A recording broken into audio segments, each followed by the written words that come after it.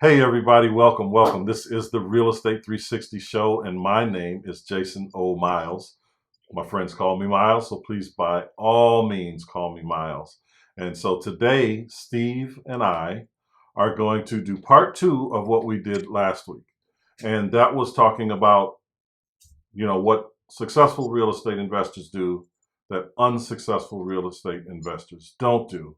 And we only had a list comprised of about 12, but it's really hard to get through all 12 at one time because they're so significant. I mean, I could do it, but I'd have to keep you on for an hour and a half, and I don't want to do that to you. So, without further ado, let's get to the second part of this.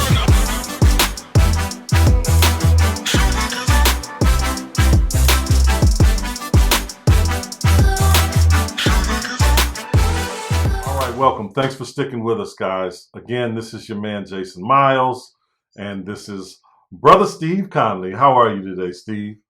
I am doing fantastic. As well, you It's should be. absolutely.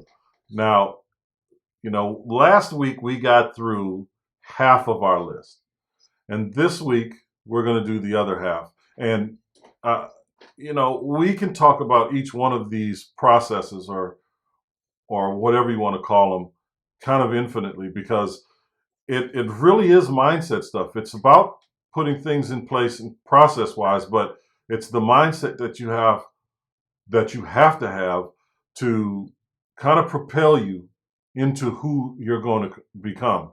But first, let me say this, Steve. I want to thank everybody that has been watching and subscribing and liking. I'm going to ask you now to please go ahead and hit that subscribe button and that like button if you're watching this video, because I can see that approximately 70% of you are unsubscribed, but you're watching this. And since they're going to send you the content anyway, come on over. Come on over to the light side, and hit the like button, subscribe to the channel, hit the little bell so we can make sure that that you can be notified when we have content that comes out every week. Okay, cool. So, Steve, Yes, I am here. all right, man. So we have established that you are having a fantastic day. I am as Yes, sir. well, you know, and I want to get right into it. I just want to dig right into it. What is it that successful real estate investors do that unsuccessful real estate investors don't? And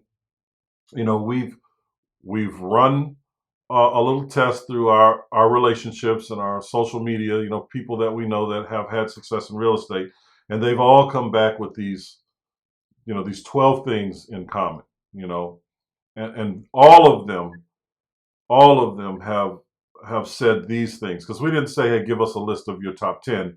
We just said, give us what you think is important. And a lot of them would give us multiple things because there's not just one thing that is important. And so this list of 12 that we've comprised isn't all of them, but it was common to all of them, if that to all of the investors, if that makes sense, right? Of course. So we got through one through six. We talked in the last episode. If you didn't see it, check it out right here. Here's a link to it right here. We talked about taking action, uh, don't chase money, add value. We talked about progress, not perfection. We talked about continuously moving, keeping the momentum and being consistent with that. We talked about what they said was, don't let broke people offer you advice or education, meaning, you know, learn and take information from people that have done what it is you want to do. And we talked about never giving up. Don't quit. Don't ever give up, because it's there for you if you really want it. And we're going to start today off with today. Our number one is technically our number seven, which is adapt to what's going on. And I don't think that can be a more prevalent topic in the world that we're in today. In fact, that right there, adapt to what's going on, the answers there came from investors that have been through a cycle or two. Generally, it's come through investors that have gone through the late '90s, early 2000 cycle, like 2001 when there was a little correction, and of course the 2008 monster correction. That no one wants to call a depression, right? Right. But That's the right. investors that answered that have lived through that gave that answer have lived through that. And I have my interpretation of what that is, and I wanted to get your interpretation of what adapting to what's going on in the market is. Okay. You're right on with the adaptation and the cycles. And I've been around, and you've been around long enough to see the cycles when they come and go. And it's really just making some slight adjustments here and there and recognizing where the new values and the new opportunities are showing up. Hmm. They were pretty predictable up until this latest one, which is, I look around and talk to a lot of investors, and we all say, never seen anything like this, Mm-hmm. you know? Mm-hmm. And some people do not know what to do with it. But, and the reason they don't is because of the cycle that we're in, which is, high wholesale prices, high retail prices, but that space in between, the gap, is getting squeezed, and so a lot of our typical wholesale guys don't really know what to do with that. Yeah. And And then even with all of the new processes out there, the new opportunities with Zillow buying houses well, and that's dead now. Offerpad. That's dead now. That's Yeah, dead. that's dead. I Yeah, know. That is. that's I got dead. under the wire on that one. Thank you. You But did great on that one, by the way. I mean, yeah, thank you. but you're right. But those two things that you talked about before that, coupled with the increased cost of materials because of Yeah, what's going on globally as well. that's right. I didn't even think about that. Thank you. Uh, but you know what? There is huge opportunity in this market. If you stop and step back, like, Miles, you said you only saw one way to do real estate there for 2.5 years. Yeah. Well, that's the mindset that a lot of investors are in right now, and where they don't know what to do. But that there's some great opportunities still with the hedge funds that are buying, and Mm. the other big corporate buyers, and then the retail buyers, of course, are paying really strong retail numbers, really high prices. Mm. So now you find those resources that are buying, and you step into that and not get focused in on one lane. And it's good to be in your lane, but every now and then, you have to change lanes to pass and That's right. go a little faster than the guys next to you. That's right. And even for me, when I was doing it, meaning being stuck in one thing, I was stuck in the wholesale frame, right? I was looking for deals that fit into this, unrealistic. Well, it was realistic, but I was doing my numbers wrong. So, but the way I was doing my numbers was completely unrealistic, and I Mhm. wasn't getting any deals. But even when I started to get deals, I was still in that lane. I was still in that wholesale, got to be this kind of way. And as I've stated before, I met some people, you being one of them, that helped me look at things a little bit differently. And I started to focus on what those things are. As we started to live through those short cycle corrections, those 2, 3 months where things might be slow for a little while, inside of every, boom time, there's generally a little bit, these little markers that we call corrections, that where there's a pullback. You see it in the stock market and all that, and there's just a little bit of a pullback. We're not in a down cycle, we're just in a little bit of a pullback, and it's very short. But in those times, it got very difficult because if you can remember before the crash, your values would go up and up and up, and then there's that little pullback, and your values might come down five, maybe 5 or 7%, and that was people being conservative in a correction. But inside that correction, if your numbers are structured to a point where you're doing, at the time we are doing 65%, let's just keep the number simple, of $100,000 house, 65,000 we need to be in that thing all in. Well, if the valuation is off, by 5 or 7%, now it's not worth 100 today, it's worth 95 or 93, and everything changes because we had banks at that time, especially towards the end of that bubble, if you will, that would systematically suppress prices, suppress values. It didn't matter if you Hmm. wanted 400,000 for the house. They would say, "Well, we'll give you 350 or go somewhere Right. else." And that happened a lot towards the end of that cycle. So those are markers, those are indicators that say, "Hey, something's going on in this market. We need to start looking at some other opportunities." And we're looking at this market with the things that you've pointed out, Steve, which I think is fantastic because it's true. If home values are going up, wholesale values are going up, the cost to renovate is going up, and the values are still going up, up, and up. A little bit slower, but they're still rising. And people are like, when is it going to happen? When is it going to happen? Well, check it out. There are different opportunities for you in the market today. Everybody wants to, well, I won't say everybody, but there are a lot of people that want to wholesale, but the wholesale market has gotten really, really thin. I mean, there's almost no meat on the bone for, what we used to call that daisy chain, meaning one person finds it, sells it, or contracts it to another person who contracts it to another person, and so on and so forth. That's called the daisy chain. There's no room in there for that to occur anymore.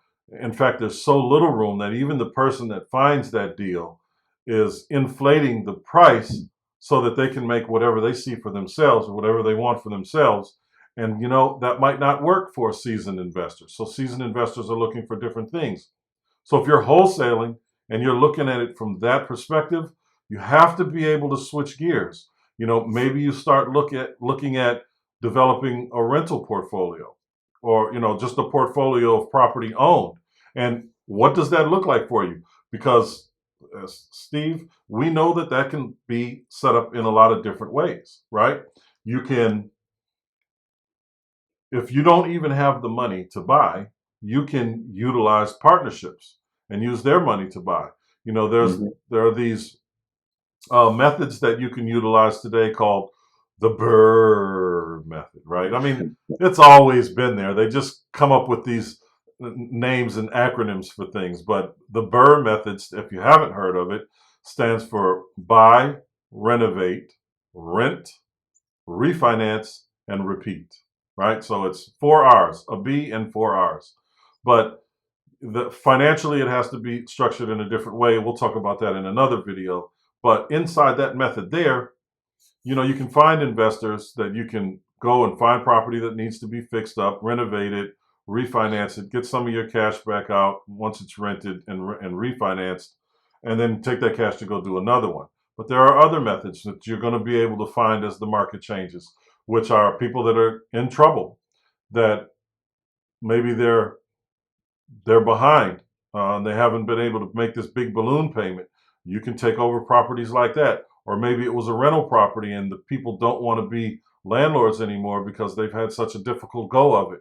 Or any scenario can come up where you can take this property over subject to and then rent that out. There's a whole process now today that they're calling real estate arbitrage, which, arbitrage is what we do anyway. Arbitrage just means you're getting something below market value and selling it for, something more than, right? That's technically what arbitrage is.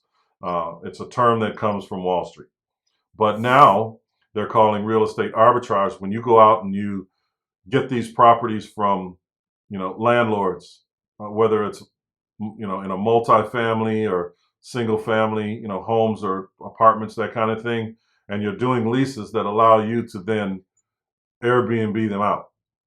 And they're calling that real estate arbitrage. And it's very little money to get in some of these things. I mean, and again, you can use OPM, other people's money. As long as you know that there are more options for you out there, you're always going to make money. I always make reference to the stock market.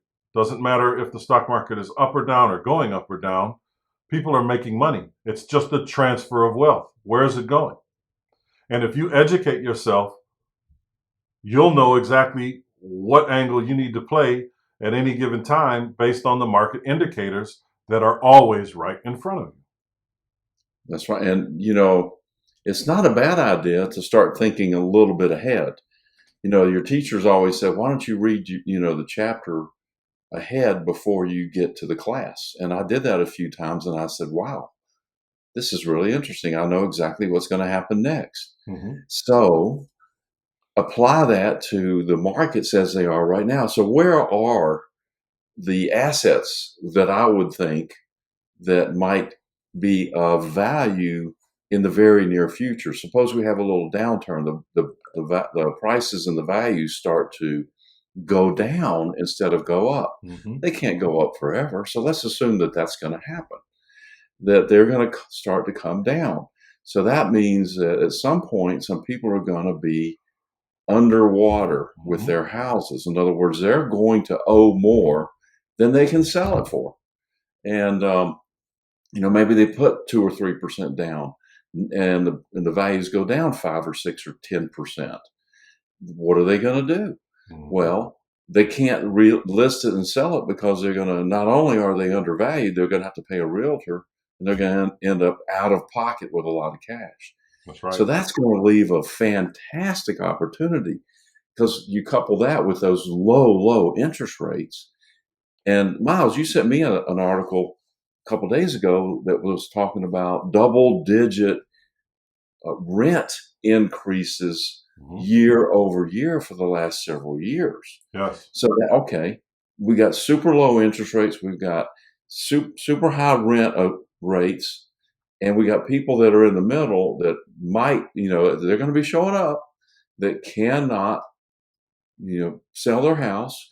They may be transferred, they may have good credit and all that, but they can't sell their house without coming out of pocket with a lot of money.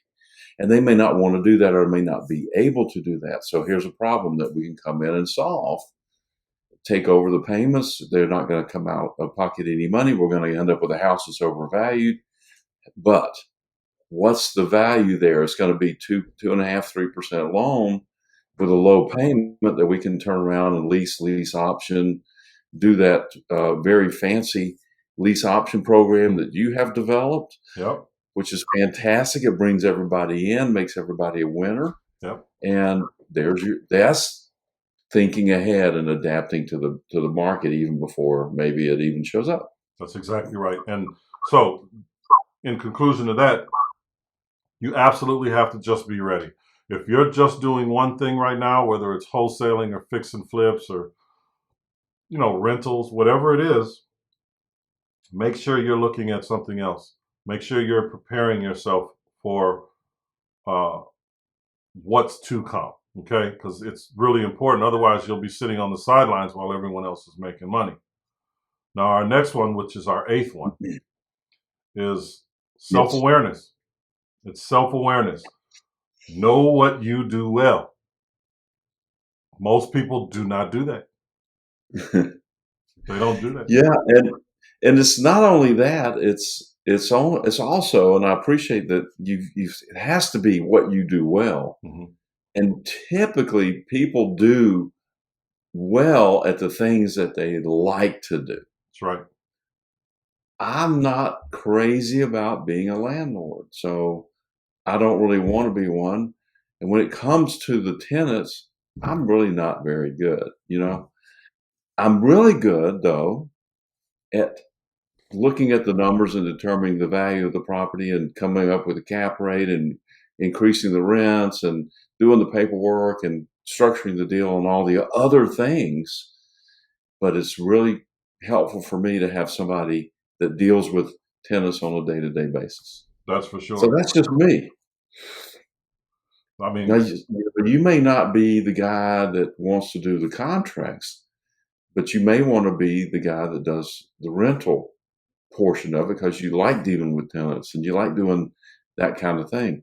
So you find somebody like me and you just match up. That's exactly right. I'm telling you, there's no reason that you should be spending time doing things that you're not good at.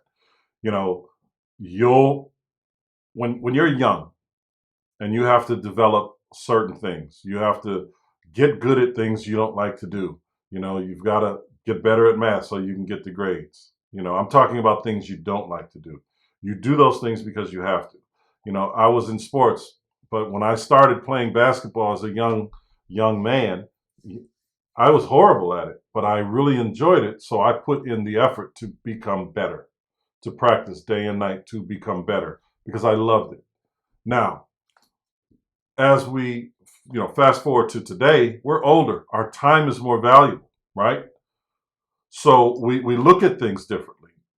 So since we know that's the case, you have to focus on the things that you do well and bring in people or systems, processes that that handle the stuff that you don't do well. And it's still your responsibility as the business owner, but it's your responsibility to make sure these people or this process is running well. There are people that are great deal makers. They're great sellers. They're not good admin people, so they hire admin people. There are people that are great inventors, but they couldn't sell it to save their life, so they hire salesmen to get that done for them because they want to focus on what they do best. Period. You know, we've all been guilty of this. We get involved in a thing and we spend so much time doing that it takes us away from what actually makes us the money. That is actually the money generator. I've been guilty of it. I've had conversations with Steve about that as well. I'm trying to develop and working on developing this thing over here, but this thing over here is fallen to the wayside. How do we fix that? How do we keep 2, 3, 4, 5 things juggling? And our answer was putting people and processes in place. And we did that a Exactly. long time ago. And there are so many different ways for you to do that. But it's extremely important for you to know what you're good at and what you're not good at. That self-awareness will take you very, very far. And just to throw one more example out there, I always talk about, you know, successful people like Russell Simmons was one. Russell Simmons was and is a music guy. If you don't know who he is, he started Def Jam Records. And in the beginning, young man doing everything, him and his team, one other guy, they came, Rick Rubin, and they started doing their thing, and it was just them. But their success forced them to do other things, which brought out a talent that I'm sure they never knew they had, which was identifying talent, identifying and nurturing talent. They got really good at identifying and nurturing talent. And when they did that, their business went from very successful to extremely successful. So learn to identify talent so that you can focus on what you do best. Sorry, I couldn't hear what you said. I know, Siri, I know. All right, so our next one, Steve, number 9, is be a marketer. That is so critical. I'm going to talk a little bit about that if you don't mind. No, please do. You know, I think marketing is the key to real estate investing. Of course, you need to know a little bit about real estate. Of course, that's the thing that you're going to be marketing. But still, it's going to be 80% marketing and 20% real estate. So if I were showing up in a town and I had $1,000 to spend, I've got a couple, opportunities or options, if you will, of where I would spend that $1,000. I mean, that's the $1,000 that I'm going to spend on real estate. I've got my whatever else I've got covered. So that's the 1,000 for real estate. Would I go to a realtor and find a house and put $1,000 earnest money down? Or would I spend that money on advertising and marketing, looking for people's problems to solve?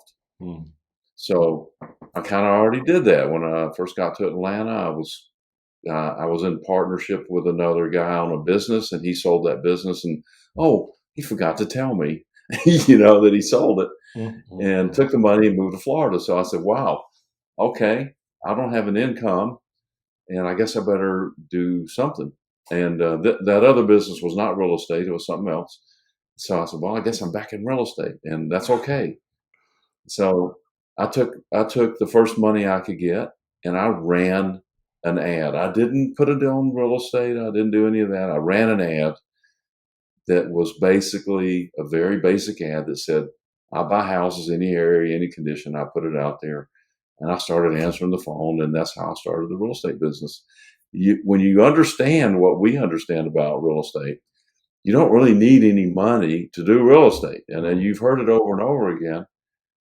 And Miles and I have experienced it. We know for a fact that you do not need any money to buy and sell a house. That's right. You can, but you do need money to market, or you can come up with some really creative ways to do that very inexpensively. And that's what I did, because I really didn't have a whole lot. But become a marketer, period. End of story. Because again, that's what it is. To give you another example, Steve Jobs. When Steve Jobs was young, yeah, he was a programmer and coder and all that great stuff. I'm not a super techie, but he was. But another talent came out of him, and that was the ability to market his wares, right? He marketed his products, and arguably one of the best to ever do it. I mean, this man took horrible products and made them globally famous. I mean, he had, I think, the best operating system available, but because of some of the bad dealings, some of the personalities that got in the way along his road to success in the early days, he didn't really get that software off like he wanted to, like he knew that it could be. So he created things that were subpar, but kept him in the limelight until he could have that opportunity back. And once he got that opportunity back, we all saw Steve Jobs. Every time Apple came out with a new product, it was no longer called Macintosh, right? It was now called Apple, right? And that was what, 83, 84? But the Macintosh software is still there. And that is the foundation for everything. Anyway, but Steve Jobs was a marketer. He was a master marketer. And it's not the only thing. It's one of the things that helped propel him to this otherworldly being that he ultimately became.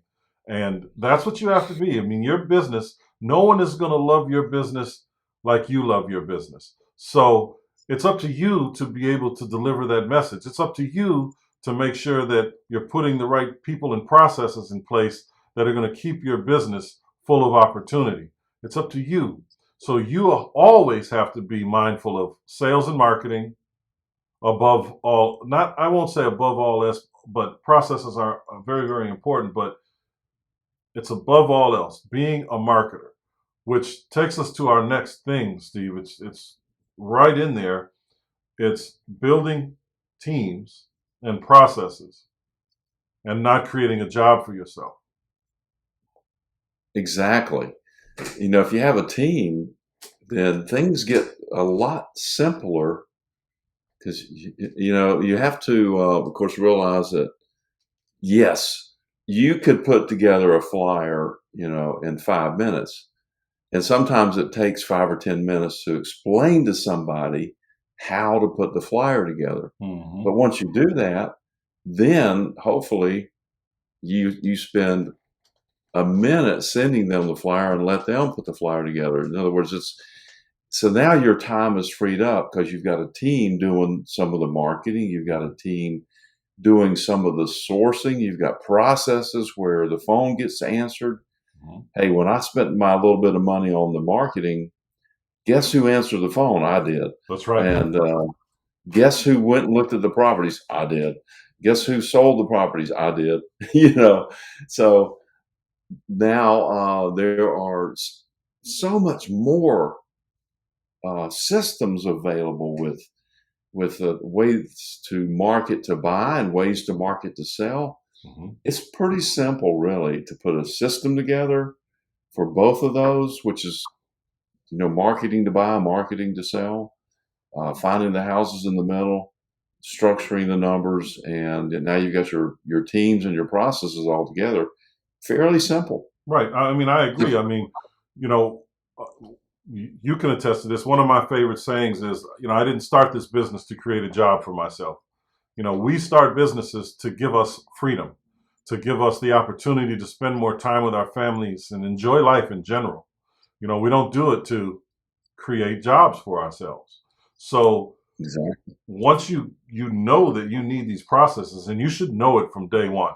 Where you start isn't where you're going to finish, though, right? Just because you know today that you need these teams and processes doesn't mean that you're going to go out and start hiring people. We teach people from day one to start developing their team members. The contractors, the lawyers, the appraisers, the lenders, all these things, and more. There's a lot more that you need as well, but those are people that are on your team when you're starting out.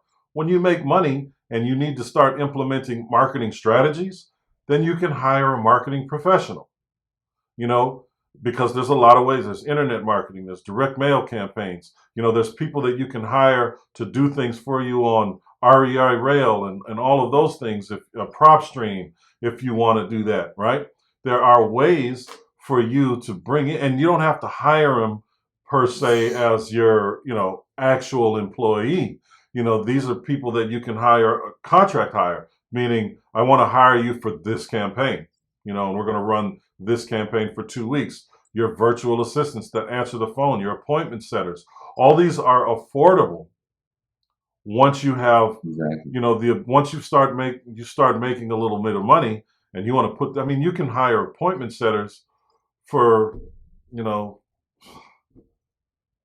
depends on how aggressive you are, but a couple $100 a week. I mean, if you're really out there, you might want two or three of them if you're working around the clock. But that's a story that we can talk about, when you get there. But building your teams, making sure the processes are in place so that you can work the business and not work in the business. I know you've heard the saying, Well, work the business. yes, you mentioned Rich Dad Poor Dad earlier, and Kiyosaki talks about Yeah. the cash flow quadrant. Yes. And on the left side is a job, and below that is self-employed, which is you just said it, Myles, a job for yourself. You create a job for yourself, or you go buy a job like a franchise where you get the opportunity to pay for a job. So that doesn't sound too appealing to me. But you're still on the left side of that cash flow quadrant. You don't want to be on the left side. You want to be on the right side of that cash flow quadrant. Yeah. So the right side says, at the top of that is business owner.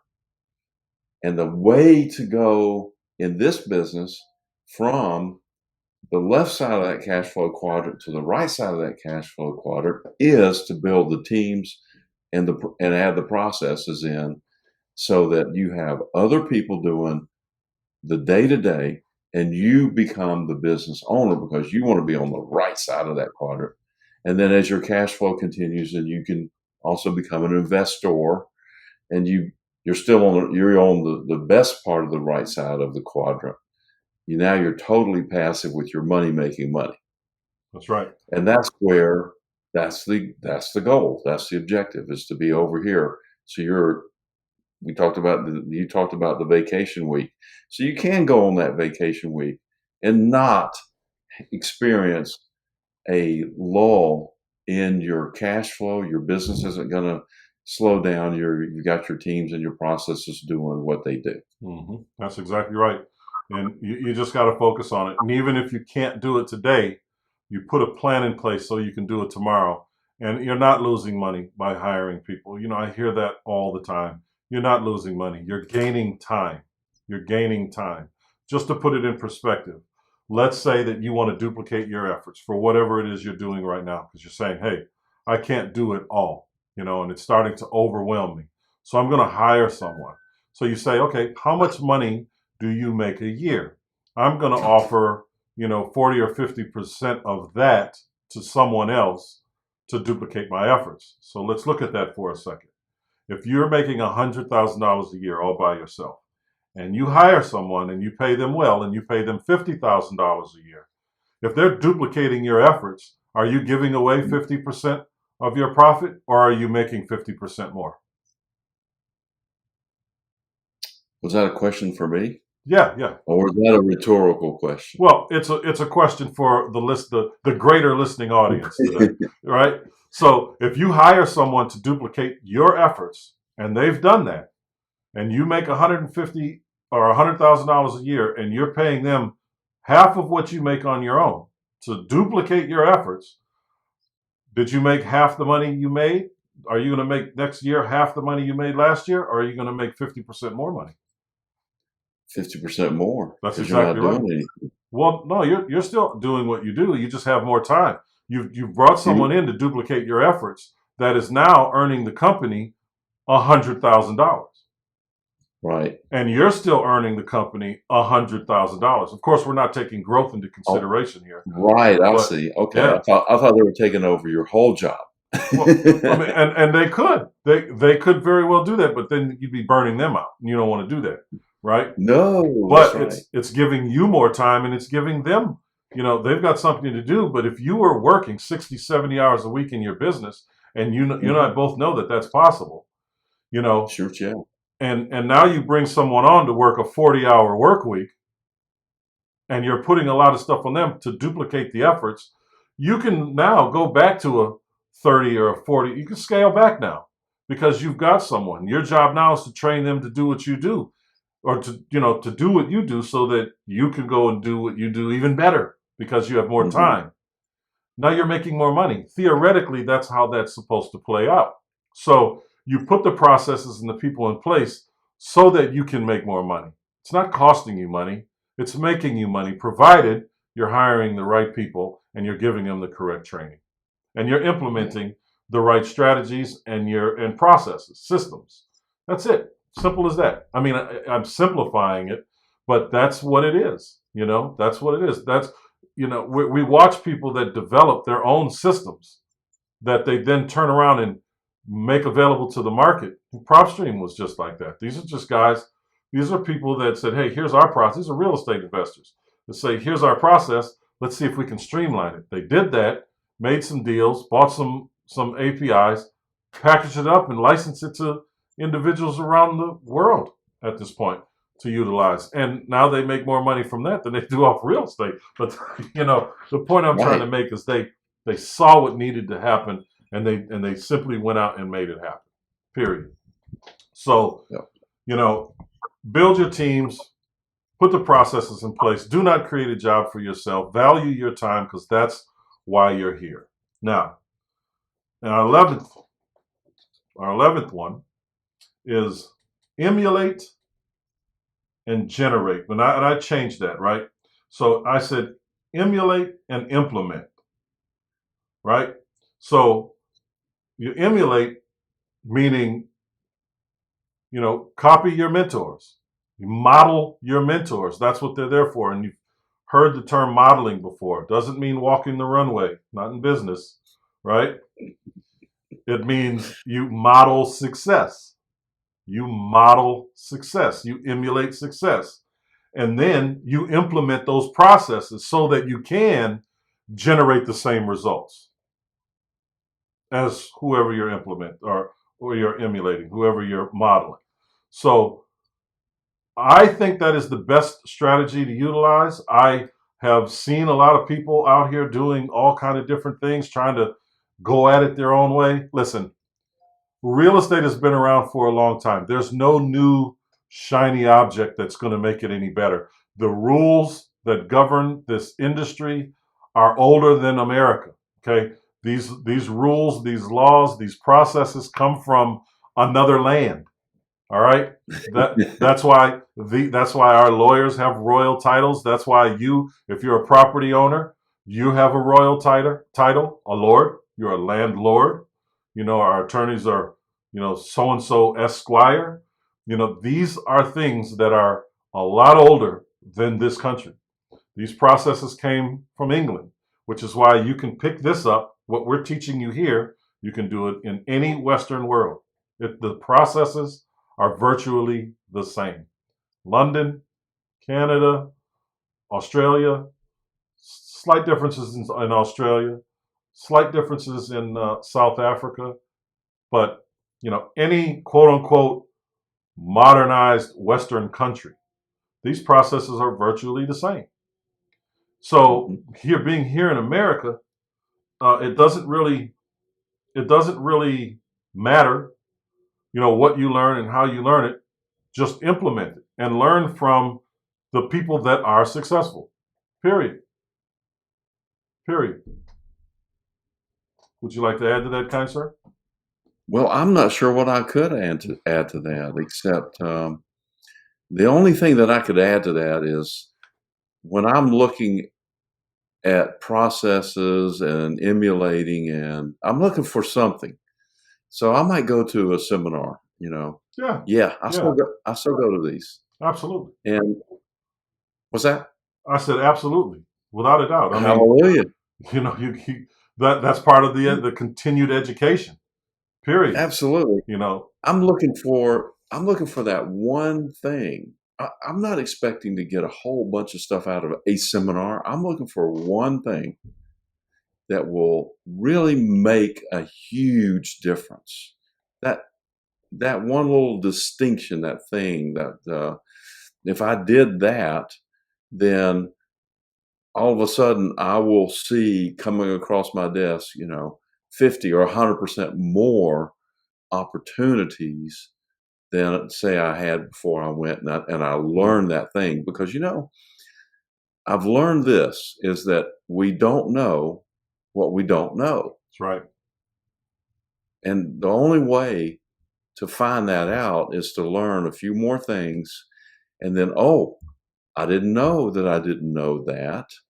Now I know I don't know that. So maybe I can learn that to help me in the business. Hmm. And believe me, there is no end to the depth of the things that you can learn. So don't ever, I would not ever suspect that I know everything because as soon as I do, then I know that I'm going to stumble That's right. and fall Yeah, probably. it's at that point that it's over. Once you stop learning, it's a wrap. It's Yeah, done. that's Because right. that's a conscious choice.